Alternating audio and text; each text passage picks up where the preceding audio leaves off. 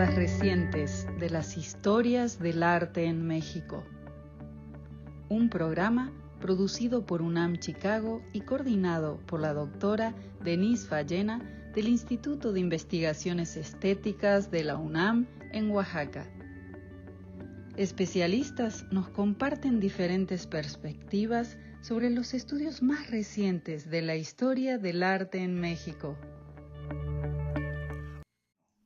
Hola, bienvenidos a otra cápsula de este ciclo de conferencias Miradas recientes de la historia del arte en México. Soy Irán Villalobos y hoy expondré arte latinoamericano desde Oaxaca. Antes quiero agradecer a la UNAM Chicago y al Instituto de Investigaciones Estéticas de Oaxaca que han hecho posible este ciclo. Hoy veremos en este ciclo de cápsulas el arte latinoamericano desde Oaxaca. Pero tengo que definirles un poco a qué me voy a abocar durante el recorrido de esta cápsula. Hablaremos de arte latinoamericano desde el siglo XIX y no desde el siglo XX como por lo general entendemos, es decir, enmarcado por los movimientos revolucionarios y las vanguardias del siglo XX. Y arte latinoamericano hablamos porque pensamos que hay procesos y problemas compartidos que precisamente nos van guiando acerca de las soluciones plásticas que se van a dar en la mayoría del continente. Claro que va a ser desde Oaxaca, pasando por México, porque veremos que hay unos problemas específicos respecto a unas representaciones que dialogan de Oaxaca con el país, con México, sobre todo con la capital, con la Ciudad de México, y también abarca problemáticas comunes a Latinoamérica. Estos problemas sobre todo hablan sobre los préstamos o las apropiaciones de los modelos europeos y académicos del arte que van a llegar a Latinoamérica en el siglo XIX, pero en las cuales van a ver poco a poco, a lo largo de estos años, innovaciones propias neoprehispanistas o indigenistas, aunque parecía un anacronismo, pero que ya van a tener esta reflexión en torno al pasado prehispánico. Sobre todo nos vamos a enfocar a monumentos como los de Cristóbal Colón y Benito Juárez. Sobre todo en este sentido de la escultura como una pedagogía para el nuevo ciudadano americano, para este ciudadano que pasa del dominio novohispano, o bueno, del dominio colonial español, a constituir las nuevas repúblicas americanas. También veremos un poco las pinturas y las litografías, sobre todo estas primeras misas como fundaciones sociales y religiosas de la América. Esta otra pedagogía que dialoga con la anterior respecto a las imágenes de bautismos, primeras misas, funerales, y que van a aludir a una conciliación con la historia, con el pasado indígena y con la problemática política y religiosa. El 8 de julio, el presidente de México, Andrés Manuel López Obrador, visitó Washington y fue a realizar honores a al monumento de Benito Juárez a esta misma ciudad. Este monumento, que en 1969 es donado por el Estado mexicano a Estados Unidos, en retribución a el monumento que Estados Unidos le había dado de Lincoln a el gobierno mexicano. Es sumamente interesante que el presidente, en una de sus primeras visitas al extranjero, recurra a realizarle honores al que, como él mismo lo ha dicho, es uno de sus personajes a seguir, uno de sus grandes líderes políticos que él admira y respeta. Pero al mismo tiempo, tal vez un mes antes, en junio, se habían llevado a cabo intervenciones y daños a las columnas, a las esculturas y monumentos a Cristóbal Colón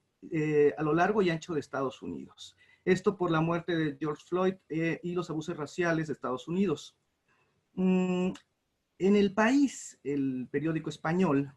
hubo notas relativas a la preocupación que tenía España por el derribo de las estatuas de personajes hispanos, ya que no solamente era Cristóbal Colón. Estas dos esculturas, tanto el de Benito Juárez como el de Cristóbal Colón, aluden precisamente a un monumento que yo estudio en la ciudad de Oaxaca, que es el monumento Benito Juárez, que se localiza en el Paseo Juárez El Llano. Es muy interesante porque precisamente cuando vi las notas tanto del presidente de México visitando al monumento Benito Juárez en Washington, como los disturbios por el racismo en Estados Unidos y las intervenciones a los monumentos a Cristóbal Colón dialogan perfectamente con este monumento de hace más de 100 años. Y no solamente dialogan, sino a partir de que estudiamos los monumentos del siglo XIX, podemos entender cuáles son las problemáticas de las cuales venimos discutiendo, dialogando, conciliando y negociando nuestra historia, no solamente en Oaxaca, no solamente en México, no solamente en Estados Unidos, sino a lo largo y ancho del continente americano. Este monumento, pues, dialoga directamente con ellos y si notamos su historia, podemos entender las problemáticas que todavía tenemos hasta el siglo XXI. El monumento Benito Juárez fue un encargo al arqueólogo y estadista Antonio Peñafiel, que también había sido el encargado de realizar los monumentos de Antonio de León y Carlos María de Bustamante para el Paseo de la Reforma de la Ciudad de México. Este era un proyecto que Francisco Sosa en 1887 había promovido para que en el paseo, antes el Paseo del Emperador de Maximiliano, luego Paseo de la Reforma, se llevara a cabo este programa escultórico relativo a los héroes de la patria, en la cual cada estado de la entidad, cada entidad de la República Mexicana tenía que donar 2 esculturas para ponerlas sobre sus pedestales a lo largo del Paseo de la Reforma. No, pero este Paseo de la Reforma es precisamente el punto en el cual podemos ver la relación que tuvo este monumento a Benito Juárez y las de Cristóbal Colón con México y podríamos añadir con las discusiones en América Latina. Estas esculturas en Paseo de la Reforma a los héroes de la independencia no fueron las primeras. Curiosamente, uno de los primeros monumentos que se instala arrancando el Paseo de la Reforma, donde antes era el Paseo de Bucareli, fue el monumento a Carlos IV, la estatua ecuestre a Carlos IV, durante las reformas borbónicas en México, todavía en la época novohispana. Es decir, por la proclama de 1889 de Carlos IV, por el proyecto de 1891 y la instalación en 1803 con el bronce de Manuel Tolsá en pleno centro de la Ciudad de México. Esto es muy interesante porque este monumento, esta representación del poder de la corona en pleno centro de la colonia novohispana, también inaugura la escultura pública y la construcción del espacio público en esta nueva idea respecto de las reformas borbónicas de orden y de control del espacio. Entonces, esta estatua de Carlos IV se remueve del Zócalo después de la independencia, está un tiempo, algunas décadas, casi 4 décadas, en el Museo Nacional, en donde estaba la Universidad de México, y hasta mediados del siglo XIX es que se va a cambiar al Paseo de Bucareli, donde empieza precisamente el Paseo de la Reforma hasta el Castillo de Chapultepec. Lo interesante es que este monumento fue rescatado por Lucas Alamán, ya con este interés sobre todo artístico y no por la representación política, no por esta imagen de poder que tenía la estatua ecuestre.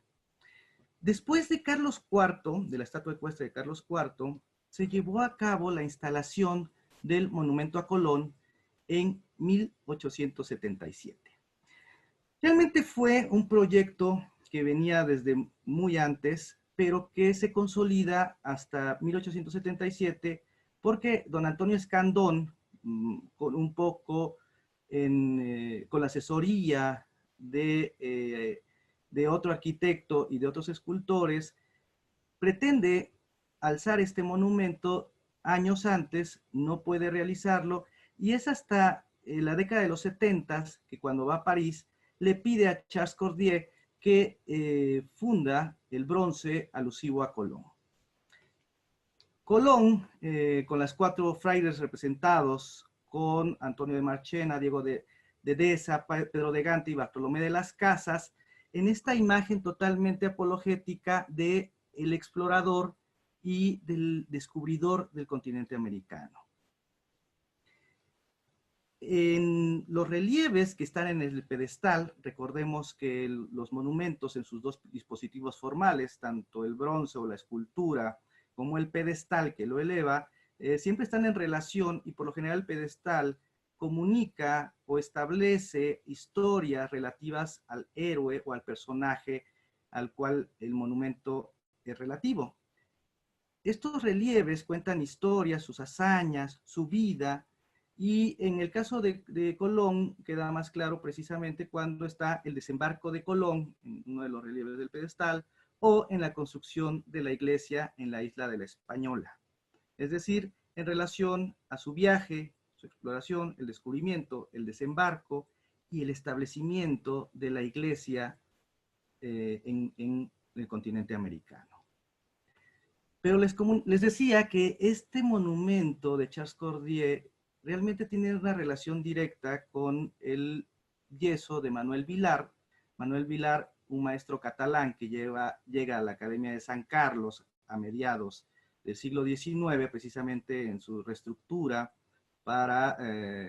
darle un nuevo giro a esta Academia de San Carlos que había tenido grandes problemas, tanto de administración como económicos. Y entonces Manuel Vilar llega a la academia a impartir precisamente la clase de escultura, y entre sus varios proyectos que tiene en mente, pone ¿no? El de Cristóbal Colón de 1858. Manuel Vilar quería que fuera un gran monumento, obviamente que se vaciara en bronce y que se estableciera en la Ciudad de México. Solo se quedó en yeso. Posteriormente Maximiliano, todavía en su breve periodo de 3 años, entre 1864 y 1867, planeaba terminar de instalar el monumento a Colón con este modelo de Vilar, pero tampoco se llevó a cabo. Es hasta 1892 que el modelo fiel de Vilar, no el de Cordier, que está un poco intervenido, se llevará a cabo, se fundirá y se pondrá, algo muy interesante, en la plazuela de Buenavista, es decir, cerca de la estación de trenes de Buenavista en la Ciudad de México. Precisamente se inaugura el 12 de octubre de 1892 porque era alusivo a uno más de los centenarios del descubrimiento de América, al cuarto centenario, y dentro de estas fiestas y homenajes se establece el monumento a Colón de Vilar en 1892 en Buenavista, ¿no? Aquí podemos ver precisamente cómo está frente a la estación del ferrocarril, cuyo objetivo era precisamente darle la bienvenida a todos estos viajeros que venían del puerto de Veracruz, ¿no? Y que venían todavía cruzando el Atlántico, llegaban a Veracruz, después tomaban el tren, llegaban a Buenavista, y entonces este viajero, este explorador, les daba la bienvenida a todos los que habían tomado el recorrido del Atlántico. Lo interesante precisamente es que el monumento a Colón de la Ciudad de México, incluso podemos decir los dos monumentos a Colón, tanto el de Cordier de 1877 como el de Vilar de 1892, no van a ser los primeros ni los únicos a lo largo y ancho de América. Tenemos varios ejemplos de ellos, como el monumento a Colón, inaugurado en Lima en 1860, que fue removido y cambiado de lugar. Después también podemos ver el monumento a Colón en Cuba, o incluso el de el descubrimiento de América frente a la puerta oriente del Capitolio en Washington en 1844. Estas esculturas realmente tienen un diálogo inmediato con otras técnicas y soportes artísticos como la pintura, el grabado y la litografía. La pintura no había escapado de esta reflexión o de esta representación en torno a la imagen de Colón. Por ejemplo, Juan Cordero, uno de los pintores que se forma en la Academia de San Carlos, en México, representa precisamente a Cristóbal Colón en la corte de los Reyes Católicos y llevándole algunos objetos y personajes nativos de América al rey. También tenemos el desembarco de Colón en la isla de Guanajay, en la Española, que está en la rotonda del Capitolio en Washington de 1846. Si notamos estas representaciones de Cristóbal Colón en la primera mitad del siglo XIX, es realmente un momento muy importante y muy interesante para la América, en general América Latina, pero incluso para todo el continente americano respecto a la historia que se va a conformar ya de naciones independientes. Tal vez a excepción de Cuba, que como sabemos se independizará hasta finales del siglo XIX. Pero la mayoría de las naciones continentales tendrán esta reflexión y esta representación de Colón como una imagen importante de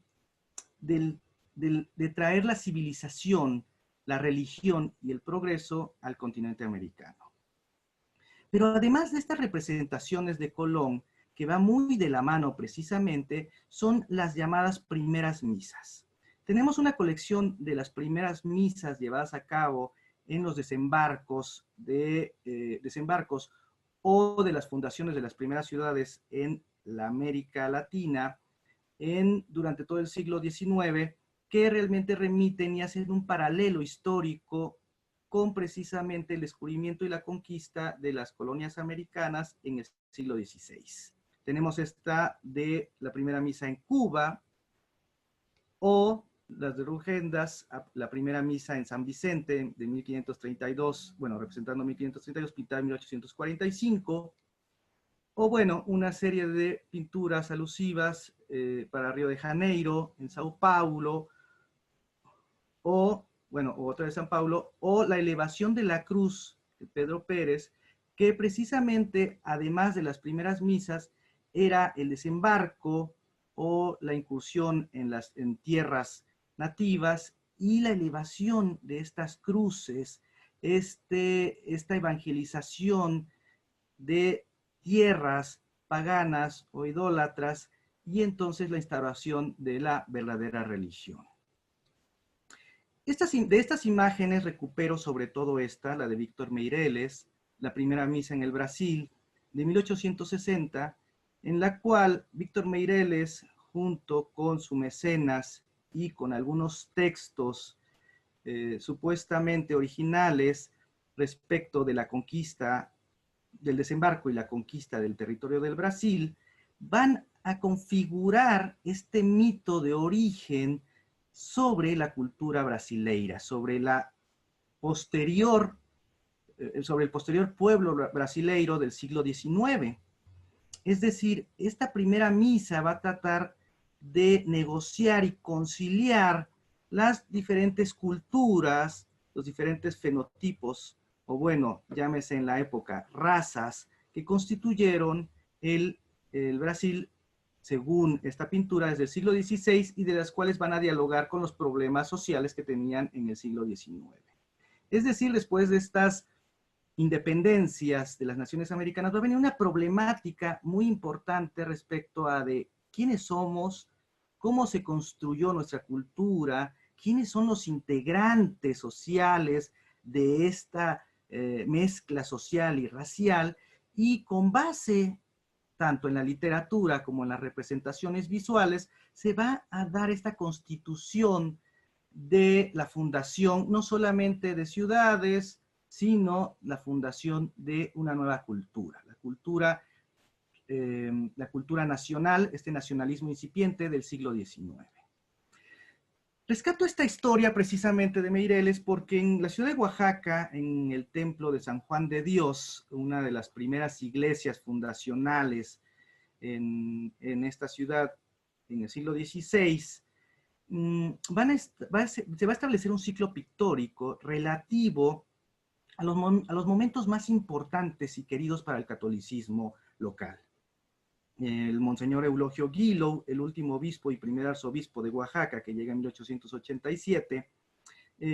va precisamente a rescatar el culto en todo el amplio sentido de la palabra, desde las misas, reestructurar el clero, reconstruir y restaurar las antiguas iglesias, muchas de ellas totalmente destruidas, apropiadas o intervenidas por las leyes de reforma precisamente de Benito Juárez, ¿no? Por esta expropiación y entonces este debilitamiento tanto del culto como de sus bienes inmuebles, de sus edificios de la iglesia. Cuando reconstruye San Juan de Dios, Guilou propone un ciclo entonces con estos momentos muy apreciados para el catolicismo local, y dentro de ellos destaco para esta cápsula dos imágenes. el óleo relativo a la primera misa celebrada en Oaxaca, y la elevación, o bueno, el encuentro, perdón, de la Santa Cruz de Huatulco. Estas dos imágenes que dialogan directamente con la obra de Víctor Meireles y que podíamos rastrear del acervo tan amplio que tenía el cultísimo Monseñor Eulogio Guilo, incluso su asistencia a las exposiciones universales, donde precisamente estuvieron circulando estas imágenes como la de Víctor Meireles. Con estas imágenes se quería dar pie a la fundación de Oaxaca, pero también aclarar o resaltar la devoción cristiana, la devoción católica del pueblo local, ¿no? No era gratuito que fuera la primera misa, en alusión a las primeras misas latinoamericanas, sobre todo la de Meireles, y también estas cruces o estas santas cruces que se encontraron en el continente americano o que se instauraron y se elevaron precisamente para celebrar a la iglesia. Lo interesante es que precisamente esta primera misa del Templo de San Juan de Dios tiene una copia, por así decirlo, es decir, una otra imagen que varía, que es esta, la primera misa en Oaxaca 1898, pintada 9 años después de la original, de la anterior, de la que está allá arriba. Y este cuadro un poco más pequeño, pintado por el mismo artista, Urbano Olivera, tiene un poco de menor eficacia simbólica o eficacia de la imagen. ¿A qué me refiero? Si nosotros vemos la de San Juan de Dios, esta imagen planea la unión tanto del pueblo americano, en este caso los tlaxcaltecas y pueblos indígenas que acompañaban a los conquistadores en los territorios mexicanos, en este caso a la llegada de Oaxaca, y precisamente los trajes y la reunión de los personajes hispanos. Es decir, todos en reunión a la misa, que era lo que fundaba y lo que daba esta fundación a la ciudad de Oaxaca y al pueblo mismo, al pueblo oaxaqueño, y podemos decir por extensión al pueblo mexicano. Vemos precisamente que en el caso de Víctor Meireles en la primera misa del Brasil también, aunque están por grupos separados, pretende dar con este acto de fundación una conciliación cultural sobre la fundación de los pueblos o de las naciones americanas. Incluso en un dibujo, en una acuarela,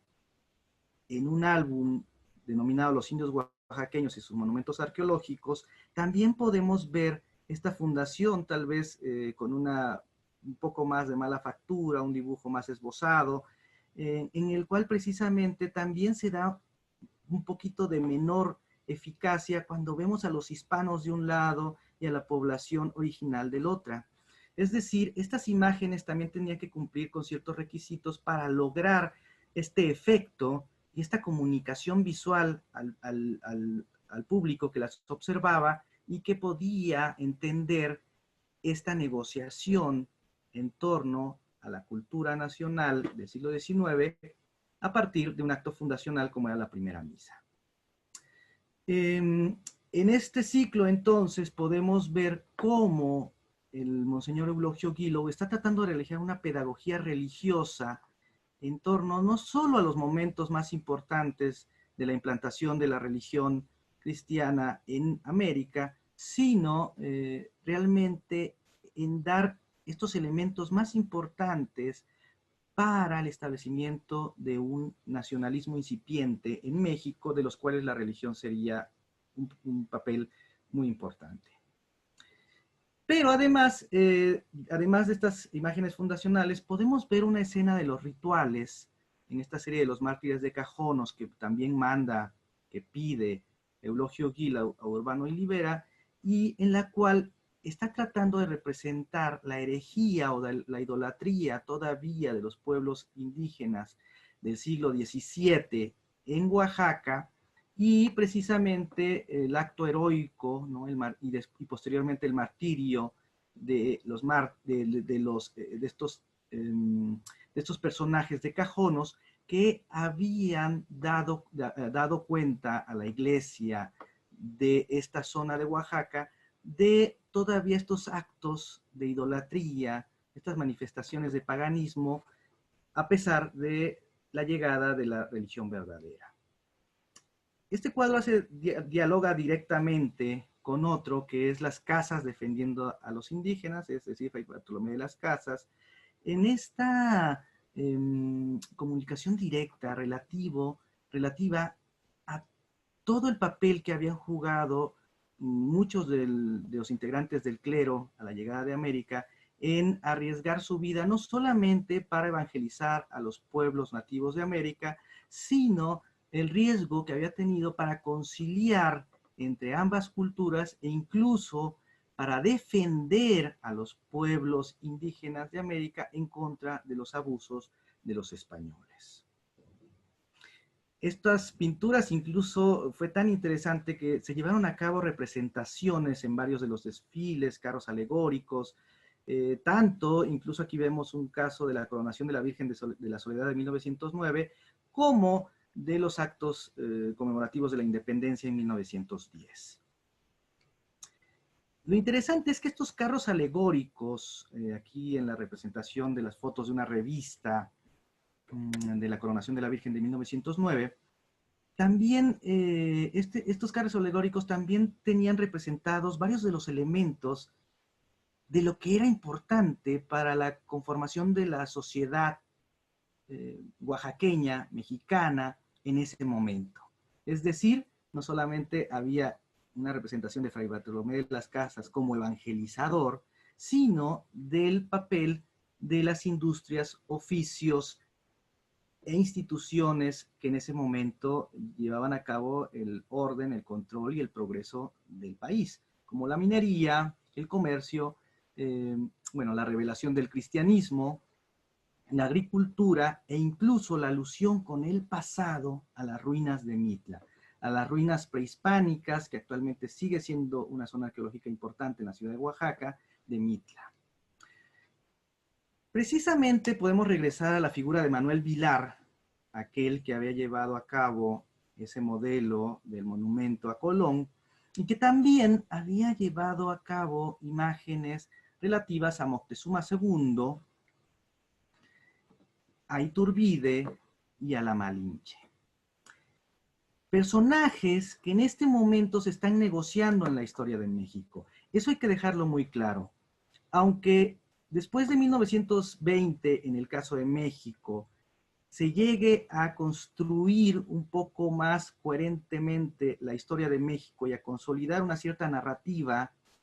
con sus personajes específicos, todavía en el siglo XIX y más a mediados, apenas estaban negociando el papel que habían tenido todos estos personajes entre héroes y villanos y precisamente cada uno de sus roles que habían tenido durante todas estas gestas desde el siglo XVI y de las cuales se representaría con toda su imagen y todos sus atributos, tanto en las esculturas como las que estamos viendo, como en las pinturas de imágenes históricas o de sus retratos. Entonces Manuel Vilar lleva a cabo esta representación de Moctezuma II, algo muy interesante porque todavía hasta mediados del siglo XIX Moctezuma II era un personaje un poco más aludido en cuanto al fin de la historia del mundo prehispánico en Tenochtitlán, en detrimento a la figura de Cuauhtémoc. Debemos notar que ya de 1885 a 1895 en la Academia de San Carlos o después Escuela Nacional de Bellas Artes, van a empezar a producir una serie de escenas históricas conforme a un nacionalismo que ya va a hablar directamente sobre el pasado y haciendo una apología o un enaltecimiento al pasado prehispánico y una crítica al momento del contacto o de la conquista respecto de la España para América del siglo XVI. Lo podemos ver sobre todo en estos episodios de la conquista de Félix Parra de 1875 o en el Senado de Tlaxcala de Rodrigo Gutiérrez, y en escenas un poco más,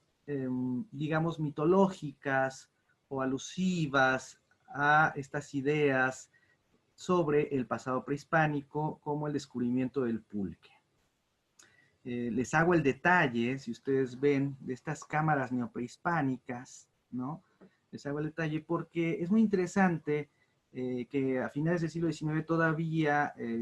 con base en este desconocimiento de las culturas e incluso a pesar de esta arqueología que ya se llevaba a cabo, todavía no tan científica, un poco amateur respecto a los investigadores que iban desde la península de Yucatán hasta el oriente de México, podemos ver esta conjunción de culturas, ¿no? Desde un tipo de chac o del indio triste hasta estos elementos relativos a Tlaloc, ¿no? Con estos vanos, ¿no? Piramidales, ¿no? Que precisamente hacían alusión a una arquitectura que no teníamos del todo claro en el siglo XIX. Y podemos incluso plantear este suplicio de Cuauhtémoc, de Leandro Izaguirre, cuando precisamente empieza a cambiar, ya desde el principio de la segunda década del siglo XIX, esta representación de Moctezuma II por Cuauhtémoc como una imagen predilecta. Es decir, como dice una amiga en su tesis relativa al monumento a Cuauhtémoc, ese guerrero, ese gran guerrero que perdió, pero que al mismo tiempo queda como la figura que luchó hasta el final en contra de la intervención extranjera, ¿no? Ya no es ese Moctezuma II conciliador, sino ahora va a ser ese guerrero derrotado, ese guerrero que luchó hasta el final en el caso de Cuauhtémoc. ¿Por qué les planteo esto? Porque precisamente el monumento a Benito Juárez del Llano tiene relación directa con este monumento. El monumento a Cuauhtémoc, que es el que sigue en el Paseo de la Reforma al Colón, al Cristóbal Colón de Chardier, el monumento a Cuauhtémoc, erigido en 1887, en el cual el Francisco Jiménez llevó a cabo el pedestal, y Miguel Noreña, Gabriel Guerra y Epitacio Calvo, los escultores, tanto de la efigie como de los tableros en el pedestal. Este monumento a Cuauhtémoc, que podemos seguir viendo en la actualidad, es precisamente un punto de partida muy interesante porque se lleva a cabo no solamente este bronce de un guerrero, ¿no?, en pie, de la figura de Cuauhtémoc, todavía con estos elementos clásicos, casi como un soldado romano y al mismo tiempo con esos atributos prehispánicos, y además con un pedestal ricamente adornado, ¿no?, con un pedestal ricamente elaborado, con base en precisamente piezas arqueológicas descubiertas a lo largo del siglo XIX, ¿no?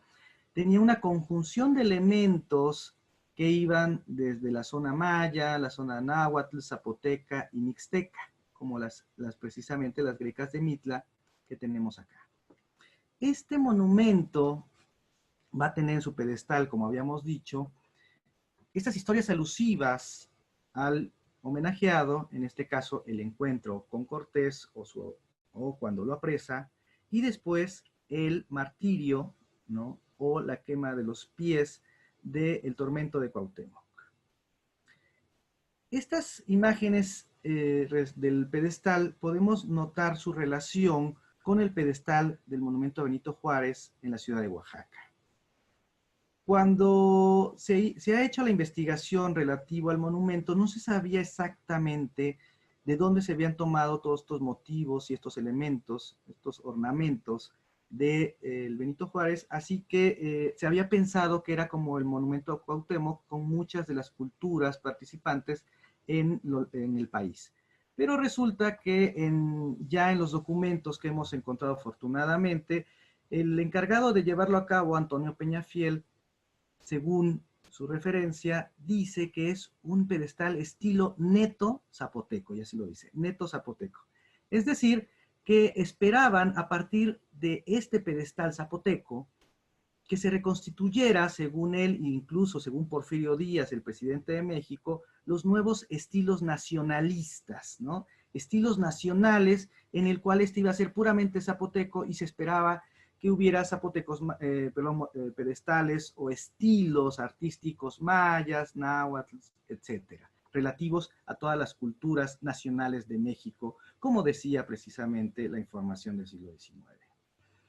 Esto ya se había llevado a cabo, como ya vimos, en 1887 con el Cuauhtémoc y con el pabellón de la Delegación de México en la Exposición Universal de París de 1889, que también había sido encargado Antonio Peñafiel. Y existe este impulso neoprehispanista, este estilo historicista, por así decirlo, que buscaba precisamente conciliar las culturas y llevar a cabo un estilo propio.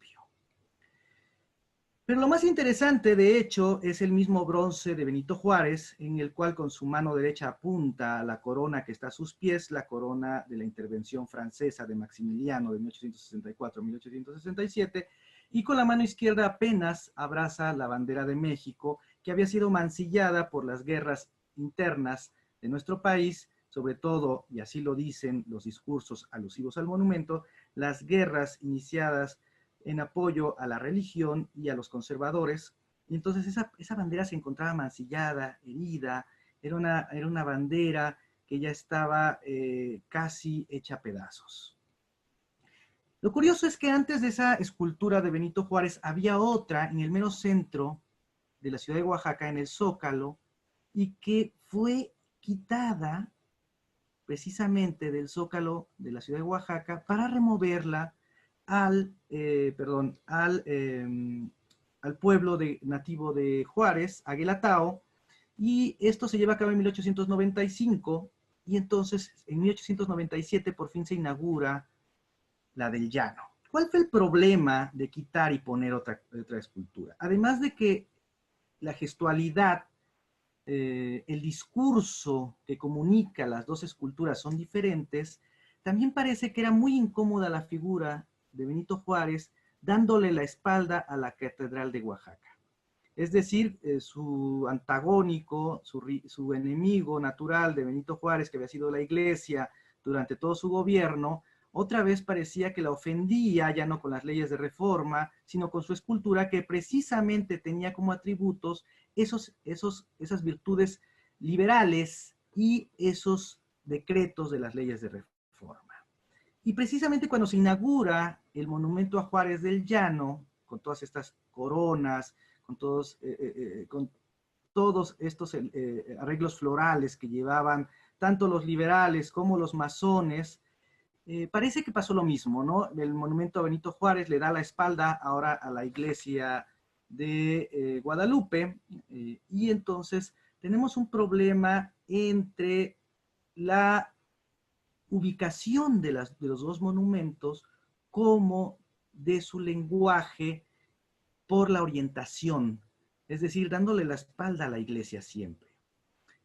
Pero además lo más interesante precisamente son los discursos que se dan a este monumento, o incluso a los dos monumentos, a lo largo de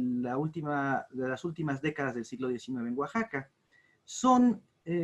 discursos, arengas, poesías, relativas no solamente a ese mesianismo liberal de Juárez como un Moisés, sino en contra de toda intervención extranjera, incluso en contra de España, en contra de la religión, que incluso un lector del diario de La Voz del Pueblo, este diario católico del siglo XIX en México, realiza una denuncia pública en el periódico en la cual dice, bueno, estos personajes, estos señores que hicieron, que hablan sobre la estatua de Juárez, pareciera que lo único que les falta es ya no hablar español ante esta negación en torno a nuestra cultura española y católica. ¿Por qué va todo esto precisamente? Porque estos monumentos, tanto de Colón como de Juárez, en el siglo XIX, están tratando de conciliar y negociar la historia del pasado, del siglo XVI, del contacto, del descubrimiento, del dominio, del control extranjero, negociar esta historia y hacer paralelos con la historia del siglo XIX, la conformación de un nacionalismo con base en los héroes, con base en su historia, y en la cual entonces, tanto para un bando, el conservador y religioso, como para el otro, el liberal y radical, eran incómodas los otros personajes. Hay un ataque mutuo entre esta imagen de Juárez como y perdón por la referencia, pero así lo decían en algunos momentos del siglo XIX, como un indio naranjero, y a Colón no como este explorador, como esta imagen romántica del viajero, sino como el villano que trajo aquí precisamente a las huestes españolas que obligaron e intervinieron con su cultura y con su religión. Estas dos imágenes, igual que la de Cuauhtémoc, dialogan precisamente en torno al pasado, al presente y al futuro incluso del continente americano. Creo que algo precisamente, aquí precisamente el Juárez que se remueve del Zócalo a su pueblo nativo en Guelatao, si precisamente algo nos hace latinoamericanos en este sentido del arte del siglo XIX, es precisamente esta negociación y búsqueda de conciliación a veces entre estas figuras tan problemáticas, tan emblemáticas, pero problemáticas, que hacían alusiones en contra o a favor de cierto pasado. Y que por eso no nos extrañe que todavía en este siglo XXI, todas estas esculturas que de repente aparecían indiferentes, en las cuales podemos pasear, podemos salir a patinar, pero que en ciertos momentos álgidos de problemas políticos y sociales regresan en esta potencia de la imagen, es decir, sus atributos, su imagen otra vez se impone y entonces la sociedad las interviene, ¿sí? Las alaba o las daña, ¿no? El monumento a Juárez, como el monumento a Colón, a lo largo y ancho de América, igual esculturas relativas y ciclos pictóricos relativos a los héroes y los personajes importantes de cada nación americana, tendrán este proceso de reactivación dependiendo de estos momentos de los cuales todavía tenemos presencia de reflexión y revisionismo histórico. Ha sido un gusto estar con ustedes a través de esta cápsula del ciclo de conferencias Miradas Recientes de la Historia del Arte en México. Quiero agradecer de nuevo al Instituto de Investigaciones Estéticas de Oaxaca y a la UNAM Chicago que han hecho posible este ciclo. Muchas gracias y esperamos tener su presencia en la próxima.